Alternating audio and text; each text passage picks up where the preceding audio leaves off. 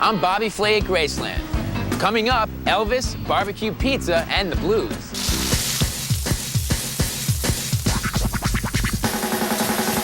Sizzling ribs, piles of moist, sweet pulled pork. Memphis claims to have the best barbecue in America. But why? The smoke is thick, the fire is hot, and we're on a mission to find out. Nothing's gonna stop us. Robert, you gotta give me the secrets all right, here, man. okay, well, I came all the way from New York to check out the Porky's deal, okay? I'm grilling with a master. He's got 40 years in the pits. Now his secrets for the best ribs you'll ever taste. Plus, we're riding with the king. I've got a 55 Caddy and an Elvis story you won't believe. And later, it's time for some serious barbecue and the blues. Get ready. Barbecue begins right now.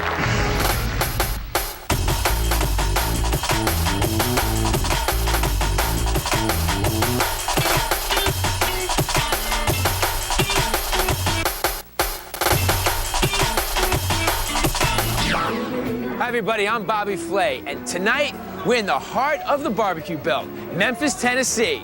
Elvis may reign supreme, but barbecue is the king of this town.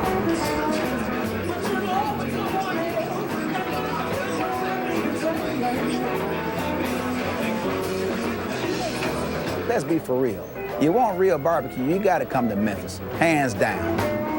This is a way of life. You know, if you're in LA, you can go to the Lakers game. If you're in New York, you can go to the Knicks game. When you're in Memphis, you go eat barbecue. I live in Pella, Iowa, and I come here because these are the best ribs I've ever had. You just can't get food like this in Iowa. Here, it's all about pork. Smoked, grilled, pulled, or chopped. The music and meat that just can't be beat. In Memphis, if you just say, give me some barbecue, you'll get pork sandwiches with coleslaw. Ask for some ribs, you'll get them sizzling, but with no sauce. There are over 100 barbecue joints in this city, but no one, I mean no one, serves more than Corky's.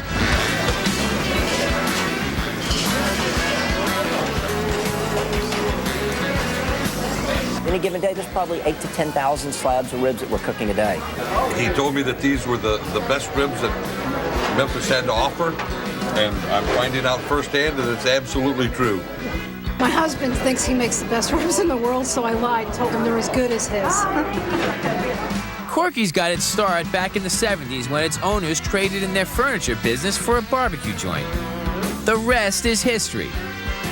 And pitmaster Robert Moyer is a critical part of it. He's been manning the pits for more than 40 years. The heat do the cooking, and the smoke puts that flavor in there. Man. You know, there's so many great barbecue places in the country and in Memphis. Right. Why is Corky's so popular? What's the deal with Corky's? The deal with Corky's is this is old-fashioned, slow-cooked, backyard-style barbecue in a restaurant. The phenomenon starts here in the pit, where the ribs are slow-cooked 5 to 6 hours to a smoky perfection. Well, you got charcoal down here. Now, what's the deal with the charcoal? Because a lot of people cook it over wood, right? Right, but see, that's old-fashioned way. That's where I learned. Is it? I started with that. Okay, so you learned this way, so you don't, that's the way you want to do it. I don't want to alter it, yeah. You found the holy grail, and you don't want to change it. I don't want to change it. So at Corky's, the secret is smoking the ribs over charcoal. Then later, when a customer orders, the ribs go on the grill.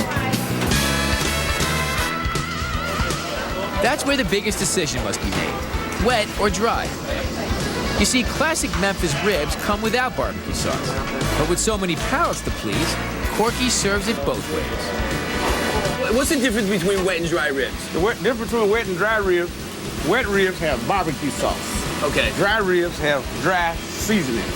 It's a powder. A dry rub. Yeah, I call it dry barbecue sauce. Okay. Because it tastes just as good or better. Now, what's in that exactly? I can tell you, but at the end of the day, you have to work for me and stay with me. You couldn't leave. I'm not afraid of work. If you Okay. give me the secrets of Corky's, I'll stay here. All right, well, I tell you what, it's paprika base. Okay. And we'll get to the other part later. Oh, come on. Yeah, I mean, you know. All right, what about the barbecue sauce? Okay, now the can you tell sauce. me what's in that? Yeah, I can tell you that it's tomato base. Right. And with some brown sugar. Okay. Even while Robert was doing his best to keep the Corky's secret under lock and key, he prepped a dry rib for me. But the deal with dry ribs is that they really get wet first. barbecue. Well, but you mopped it with something, right? What was that? That was basin sauce. Oh, so you didn't mention the basic sauce. Yeah, well, you know, I can't tell you all. Robert, you got to give me the secrets. All right, here, man. okay. Well, I came all the way from New York to check out the Porky's deal. All right, okay? well, okay. Well, we Don't just start, grabbing mops and stuff like that without telling me what it is. All right, well, I'm gonna tell you, that was basin sauce I put on there. Basin sauce. Now, what's that exactly? Basin sauce is a combination of water and barbecue sauce. Now, that's what I'm gonna tell you about that. I understand, now, because the barbecue sauce you're not giving me, right? Okay. You're right. And then I get it on the backside, scrape off all the excess. What's that called? What's that technique right there? That little technique that's called skinning and grinning. It's called what? Skinning and grinning. Skinning and grinning, okay. I'm gonna have to use that.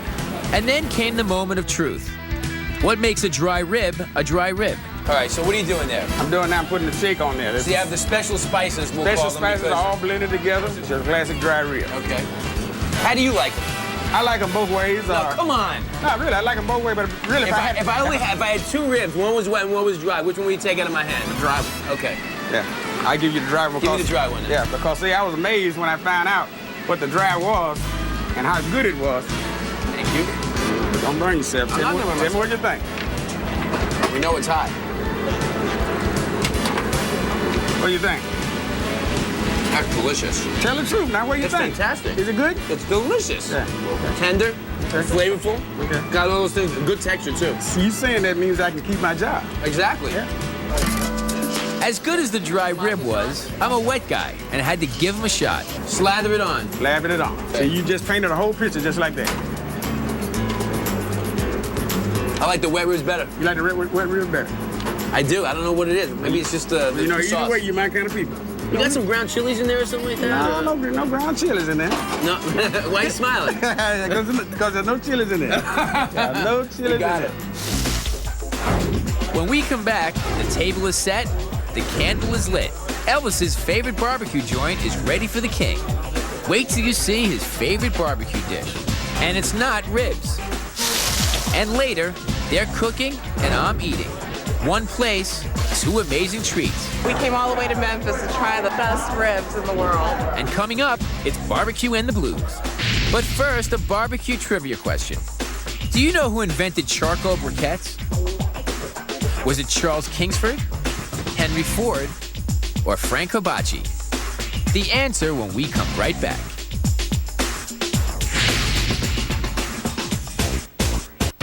Rated E for everyone. Before the break, we asked, do you know who invented charcoal briquettes? The answer is B, automobile king Henry Ford, who discovered it in the early 1920s. Welcome back. This is Graceland, Elvis's mansion in Memphis.